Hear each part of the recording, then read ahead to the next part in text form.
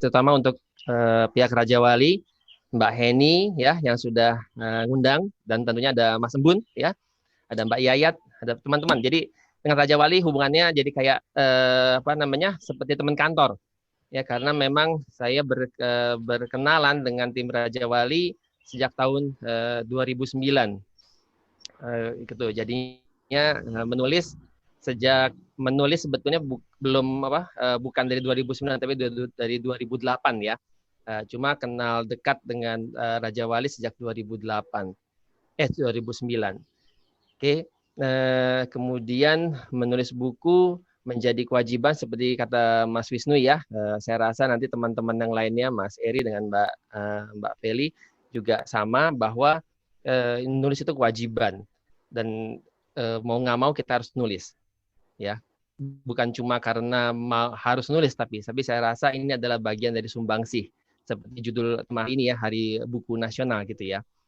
Oke, boleh slide-nya boleh digeser ya. Nah, saya apa namanya, pendahuluan saya itu adalah kita itu waktu saya pertama kali apa namanya bikin buku bersama Prof. Sarlito ya. Jadi bukan bikin sih, saya mengedit buku beliau. Jadi memang waktu itu saya melihat, dan juga termasuk ini ya, ini gini, saya tuh bingung untuk ngomonginnya karena kesulitan kita menulis buku itu bukan cuma melulu karena diri kita, tapi juga situasinya ya. Buku-buku asing itu sebagai buku rujukan itu sangat-sangat luar biasa digunakan ya. Baru sekitar 10 tahun terakhir atau ya paling maksimal 5 tahun terakhir mulailah buku-buku asing itu diterjemahkan secara masif. Ya, sehingga kebutuhan kita untuk untuk pengajaran agak lebih lumayan gitu. Jadi kita ini memang masih apa namanya masih menjadi masalah klasik ya untuk masalah buku gitu, karena kita masih pakai buku asing. Nah, dalam psikologi satu kali pernah, saya lupa teman saya siapa yang cerita gitu, tapi dia pernah cerita dari temannya di Malaysia. Dia bilang emang bisa ya belajar psikologi dengan tidak punya buku. Maksudnya apa? Ya tidak punya buku, tidak punya terbitan buku psikologi dalam bahasa Indonesia. Nah, dia bilang begitu.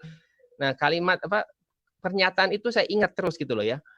Kok apa namanya, berarti ada apa ya? Ada pertanyaan besar orang-orang luar negeri itu pada kita gitu. Kok bisa sih kalian itu apa namanya belajar dengan kesulitan yang luar biasa? Itu antara pilihan dorongan atau pilihan apa ya? Ya mungkin kasar sekali dikatakan apakah menghina, saya nggak tahu gitu. Tapi saya rasa itu menjadi dasar saya untuk berpikir keras bahwa saya sepertinya harus berbuat sesuatu. Nah, kemudian kita karena buku asing itu apa namanya banyak masuk ya, dan kemudian kita punya sedikit permasalahan, yaitu bahwa kita memaksa mereka juga sih, mahasiswa. Ya, ini memang seperti lingkar setan. Ketika dosen yang membaca buku asing, maka kita berharap bahwa mahasiswanya juga membaca buku tersebut. Ya, jadi akibatnya mau nggak mau mahasiswanya membaca itu. Saya menyebutnya sebagai ya terlena. Kenapa? Karena akhirnya kita terus-menerus menunggu kedatangan buku baru. Buku baru, cetakan terbaru, bukan salah, edisi terbaru. Mereka menyebutnya edisi terbaru. Kalau nggak edisi terkini nggak oke, nggak keren. Kurang lebih begitu. Itu pengalaman saya mengajar selama 20 tahun. Jadi selalu apa namanya, kalau nggak buku terbaru nggak keren, gitu ya. Nah, kemudian kebetulan ya gini ya, saya merasa beruntung nih, punya 2 individu yang menekankan pentingnya publikasi. Pertama adalah Prof. Dr. James Dananjaya. Saya rasa Mas Wisnu dan Mas Eri mungkin mengenal beliau ya. Dan kemudian Prof. Sarlito Wirawan Sarwono. Saya bertemu Pak James pada saat itu adalah saya kuliah S2 saya di antropologi. Ya, dan beliau adalah orang pertama yang mengatakan kepada kami di kelas, publish or perish. Jadi dia buku dia pertama yang sangat dia banggakan adalah kumpulan bibliografi folklore Indonesia.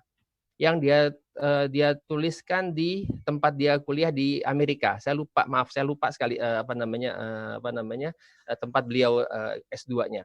Tapi beliau sangat bangga sekali, ya. Kemudian kedua pulang ke Indonesia dia bikin buku antropologi dan psikologi, ya, dan seterusnya. Buku beliau banyak. Nah, kemudian setelah saya lulus, saya merasa itu sebagai pencetus utama lah ya gitu ya. Nah, kemudian ada Profesor Sarlito Wirawan Sarwono. Beliau dosen saya gitu ya, dosen utama kami di Fakultas Psikologi. Ya, beliau ini ya sering ngobrol ya dengan saya, dan pada tahun 2009 dia ceritakan bahwa dia itu waktu membuat buku dasarnya adalah diktat, ya. Diktat itu untuk apa? Ya untuk bantu baca. Baca siapa? Baca teman-temannya, ya. Karena pada saat itu saya ini maaf ya, pengetahuan sejarah saya juga tidak terlalu sempurna. Di UI itu banyak dosen atau kemudian banyak pelajaran yang diajar oleh dosen-dosen asing, terutama Belanda ya, orang-orang Belanda, dan kemudian juga dan menggunakan bahasa Inggris. Dan tidak semua yang masuk ke UI pada saat itu juga bisa berbahasa Inggris ya. Dan Prof. Sarlito, saya sering manggilnya Mas Ito ya, jadi saya mungkin akan menyebutnya Mas Ito. Mas Ito kemudian membuatkan diktat untuk teman-temannya, ya. Dan diktat itu kemudian menjadi jadi buku pegangan, semacam buku pegangan, gitu, ya. Dan akhirnya dia menyenangi itu ya. Jadi diktatnya, salah satu diktatnya masih ada itu kalau nggak salah jadi buku logika. Itu yang bentuknya masih sangat-sangat diktat. Ya, boleh lanjut Mas Embun ini ya. Ya. Nah, kemudian ini tentang masalah buku ya, masalah dalam membuat buku. Saya menulisnya gini, pada akhirnya setelah 12 tahun saya menulis buku tahun 2008. Masalah membuat buku adalah masalah nyali, ya. Saya perhatikan ya dari kisahnya Prof. James, saya ikuti kisahnya Mas Ito, kemudian saya jalani sendiri, saya lihat teman-teman saya, memang pada akhirnya yang yang lebih mendebarkan itu adalah nyali kita untuk menulis. Memang ini saya akui memang itu nggak mudah ya, nggak mudah ya, karena pertanggungjawaban dari apa yang kita tulis. Dan seperti kata Mas Wisnu, memang pertanggungjawaban menulis kita sebetulnya karena kita akademisi adalah dasar pustaka kita. Ya, mau nggak mau membaca banyak itu adalah kata kuncinya, modal dasarnya. Gitu. Jadi ini memang luar biasa beratnya. Gitu. Jadi nyali itu memang terbentuk ya hasil dari uji coba, memang tidak bisa cuma sekedar saya bisa gitu, tapi ya harus tulis ya. Nah, kemudian bagi teman-teman yang para peserta yang kebanyakan saya kira adalah para dosen gitu ya, saya menuliskan, ironisnya awal dari buku adalah kegiatan menulis yang menjadi kewajiban dosen. Setiap dosen sekarang harus menulis, itu mau nggak mau. Saya mau nggak mau juga nulis, Mas Wisnu nulis, semua narasumber menulis, Mbak Brigita juga menulis ya. Itu adalah kewajiban. Masalahnya adalah kewajiban yang bisa jadi menjadi hobi. Ya, saya perhatikan Pak Sarlito itu menulis di koran, di kolom ya, itu minimal sebulan sekali saya kira, di Kompas atau di Media Indonesia atau di Sindo. Ya, itu seperti menulis seperti ngasih kuliah. Ya, ngasih kuliah. Dan saya coba ikuti ya. Memang saya ikuti. Saya menulis tapi nggak di kolom media, tapi saya nulisnya di sebuah buletin konsorsium. Saya menulis di situ. Jadi memang mau nggak mau kita menulis berdasarkan apa yang kita punyai. Ya saya sih gampang aja. Saya ngajar psikologi sosial. Jadi setiap kali saya menulis, saya buka lagi buku psikologi sosial sebagai bahan acuan dasarnya untuk menjawab gejala yang ada, kemudian tulis. Selesai. Setiap kali di psikologi sosial, gejala psikologi sosial, tuliskan. Gejala, kemudian karena saya suka menulis dengan dengan tema Pancasila, gejala Pancasila, tuliskan. Gitu. Jadi itu terus menerus. Dan saya rasa itu adalah kewajiban kita semua sebagai dosen. Ya. Atau kalau mau teman-teman mau mudah, gampang aja. Tiap hari rekam aja kuliah Anda, habis rekam pulang ke rumah, cocokkan atau kira-kira bukan cocokkan ya, tepatnya apakah pengajaran Anda itu bisa menjelaskan gejala yang ada di sekitar Anda. Tuliskan, selesai. Jadi dua halaman jadi tulisan. Berikutnya, Mas. Nah, logikanya saya, jawaban dari masalah tadi adalah kegiatan menulis yang sistematis. Sebagai dosen, tiap hari mengajar mahasiswa berpikir sistematis. Misalnya paling gampang, kita membuat RPS. Ya, RPS itu silabus ya. Nah, silabus itu kan membuat kita terjaga gitu ya, ritme kerja kita dan logikanya. Logika dari mana? Logika dari materi kita, ya. Jadi nggak mungkin materi A hari kedua jadi Z, itu nggak bisa kan, ya. Apalagi ada kompetensi ya, ada subkompetensi gitu ya, dan ada proses caranya mencapainya bagaimana. Nah, jadinya kegiatan logis itu ya, itu sebetulnya sudah kita alami, kita sudah jalankan. Ya. Dan itu lagi-lagi sialnya sebagai dosen itu sudah kita lakukan sejak hari pertama kita mengajar. Sejak hari pertama kita mengajar, maka kita sudah melakukan berpikir sistematis. Ya. Oke, kalau teman-teman masih nggak percaya juga, sekarang ini mumpung di komputer ya biasanya ya, teman-teman bisa aja langsung aja buka silabus itu. Benar nggak ya saya menuliskan itu? Nah, kalau sudah bikin silabus, itu buat langkah melanjutkannya menjadi mudah teman-teman sekalian, sangat-sangat mudah. Ya, jadi itu nggak akan kesulitan. Nah, kemudian ada lagi nih. Tadi kan silabusnya ya. Nah, teman-teman tahu per 4 tahun silabus ganti biasanya. Ya. Atau kemudian teman-teman saya yakin tidak mengajar hanya satu mata kuliah, minimal 3. Ya, minimal 3 untuk berbagai tingkatan. Bisa D3, bisa S1, bisa S2 atau bahkan bisa S3. Nah, teman-teman juga punya banyak silabus. Ya. Silabus yang banyak ini kan tentunya ada bagian-bagian yang harus dibaca. Nah, bagian-bagian yang dibaca itu kemudian itulah yang kita jadikan modal. Ya, modal untuk menulis. Ya, seperti tadi saya katakan, habis ngajar, rekam, ya. Kalau saya nggak rekam sih, saya menuliskan aja gitu ya. Saya tulis poin-poinnya, terus kemudian apakah menjelaskan gejala, kalau belum bisa nanti dulu lewat. Kalau ada gejala, masukin. Terus gitu. Jadi kayak seperti punya bank ide. Ya, bank ide. Ya. Nah, jadi itu akan menolong teman-teman. Ya. Ini buku adalah salah satu bentuk ukuran kita gitu ya. Jadi kita dalam dunia akademik juga kan kita disebut sebagai ilmuwan kalau misalnya ada bukunya ya gitu. Jadi teman-teman sekalian mau nggak mau juga harus membuat buku. Dan itu mudah sekali tadi dengan cara mempunyai bank ide, terus kemudian tetap memperhatikan silabus, maka itu adalah modal-modal dasar untuk menulis. Ya, boleh berikutnya, Mas. Nah, ini ada sedikit tips ya gitu ya, sedikit tips dari saya gitu ya. Nah, ini sederhana aja. Buat teman-teman sekalian yang punya banyak silabus gitu ya. Yuk kita pertama hargai setiap silabus yang dibuat. Ya. Silabus-silabus itu teman-teman bisa lihat sesinya berapa. Ya.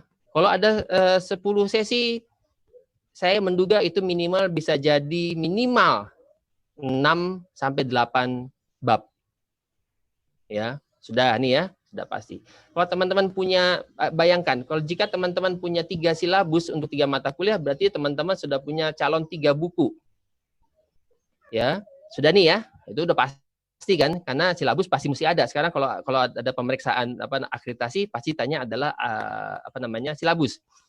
Nah, kemudian adalah tipsnya adalah hargai PowerPoint, ya. Teman-teman sekalian, PowerPoint itu luar biasa loh itunya, kedahsyatannya. PowerPoint itu menjadi dasar kita untuk bisa menuliskan, bisa menjelaskan ide yang ditulis dalam PowerPoint. Sebagai contoh, yang dilakukan Prof. Sarlito gitu ya. Ini beliau ini sederhana aja. Jadi ini ada bagian-bagian ya, ini buatan terbitan Raja Wali. Dasar buku psikologi lintas budaya ini dasarnya adalah PowerPoint-nya beliau. Ya. Jadi PowerPoint itu kemudian dikembangkan. Itu sangat sederhana kan. Jadi nggak usah jelimet buat teman-teman nih ya, nggak usah jelimet yang berlebihan gitu ya. Ini contoh nyata nih. Ya. Kalau contoh yang rada jelimet, saya juga punya juga gitu kan ya. Seperti ini. Ini contoh jelimet kami gitu ya. Kami jelimet nih gitu ya, karena kami berupaya untuk menulis tanpa ini bunga rampai, sifatnya bunga rampai. Jadi ini memang jelimet gitu ya. Tapi juga kalau teman-teman juga mau menceritakan keseharian hidup ya, keseharian hidup dengan teori ya, ini yang kami lakukan. Psychology for daily life. Ya, ini dijelaskan jadi penjelasan psikologi berbagai gejala. Ringan-ringan aja kok. Dan jadi ya, ini nyata kok ini Mas Bun nih ini ya. Dan kemudian yang bukan jelimet, artinya mencoba benar-benar baru dan kemudian orang nggak pada tahu kira-kira ngejawabnya bagaimana. Ini produk yang terakhir bersama saya dan kawan-kawan ya, bukan saya sendiri. Itu ada ini. Ini coba benar-benar menggali sendiri menggali psikologinya Indonesia. Nah, ini benar-benar di luar yang saya bayangkan sebelum-belumnya. Ya, ini saya nggak pernah nyangka bisa nyampe di sini. Ya. Dan ini beberapa di antaranya berbasis disertasi. Nah, yang terakhir, jika teman-teman masih katakanlah susah nih ya. Yang tadi saya katakan rekaman disimpan, terus kemudian diketik ulang ya, terus kemudian bagaikan Anda menceritakan. Nah, saya bisa kasih contoh bagaimana Sarlito Wirawan itu mengajarkan dasar psikologi itu seperti cerita. Ya. Ini saya merasa buku ini mirip dengan gaya Prof. Kunchoro Ningrat. Itu menceritakan pengantar antropologi. Jadi seperti bercerita. Nah, ketika saya mengedit buku ini, saya tanya, Mas Ito, kok kayak gini? Ya, saya pengen cerita. Ya. Jadi ketika menceritakan, maka cara menulisnya pun juga seperti orang bercerita, bertutur. Baik. Gitu ya, oke. Nah, begitu. Baik. Kalau moderator sudah mulai ngomong baik, ini udah mulai diingetin, Mas. Iya. Waktunya tinggal dikit, Mas. Betul. Iya, betul. Iya. Teman-teman nih, namanya ini kisah pengalaman pengalaman pertama saya menulis ya. Hanya menjalankan silabus, modal 2 buku, hanya modal PowerPoint, ketikan ya, tulisin kata-kata nih biasanya kalau kita bilangnya kata-katain gitu ya. Isinya kita mau poin itu kita bilang kata-katain yuk. Nah, gitu ya. Terus kemudian targetkan bahwa apa yang kita tulis itu di slide-nya atau PowerPoint itu, tiap slide itu katakanlah setengah halaman, maka jadilah kalau 2 slide jadi 1 halaman. Ya. Jadi Anda dapat 1 halaman. Jadi kalau Anda bikin 10 slide, berarti Anda mesti dapatnya 5 halaman. Ya. Dan seperti tadi kata Wisnu, koran. Nggak usah ragu. Selama Anda baca buku majalah mainstream, saya rasa itu masih bisa dipercaya. Ya, berikutnya. Nah, ini dia ya ini saya pribadi ya. Waktu itu saya nulis buku pertama kali penerbitan fakultas, saat itu adalah buku pertama saya yang ditulis oleh dosen yang di bawah umur 40 tahun pada saat itu ya. Terus kemudian dapat penghargaan tingkat universitas, dan hikmahnya adalah mempercepat kenaikan pangkat. Nah, teman-teman sekalian, saya tahulah ini dampaknya adalah kenaikan pangkat kan gitu ya. Dampak loh ya. Ingat deh, pangkat itu dampak, bukan tujuan. Ya. Jadi jangan dibilang itu. Saya naik pangkat, maka saya buat buku. Enggak. Naik pangkat, naik golongan itu adalah dampak dari saya berkarya untuk orang lain. Ya. Nah, kemudian ini ada pengalaman yang lucu bahwa ternyata buku satu itu pernah dibaca oleh rekan dari Malang. Jadi pada saat saya ketemu sama dia, ditanya, ini Mas Eko yang bikin buku ini ya? Iya, betul. Kenapa? Kami pakai buku Mas. Hah? Itu buku lama? Iya. Itu tahun 2008. Iya memang. Tapi masih kami pakai karena masih pengen kami lihat caranya. Oh, oke. Ya. Berikutnya terakhir kali ya. Terakhir ya. Ini masalah kita bagi para dosen menulis buku ya. Ganjil ya kadang-kadang nggak enak ya, nggak dianggap sekeren nulis di artikel jurnal. Yang kadang-kadang itu ada perasaan tersendiri yang Anda bisa rasakan deh, ya. Sisi ke dalam buku, ke dalam pengajaran. Padahal pengajaran kita komposisinya sudah besar ya, Bapak Ibu sekalian ya. Ini pasti jam mengajar udah gede-gede semuanya, ya. Terus kemudian ini masyarakat dianggap produk mahal. Kita masih terjebak kebutuhan pangan sandang. Buku itu masih di level berikutnya. Ya berikutnya. Terakhir kayaknya. Sudah selesai. Oh, sudah. Sebentar. Mbak Brigita, sebentar ya, sebentar banget. Ini saya mau ini. Naikin lagi Mas. Nah, oke. Ya.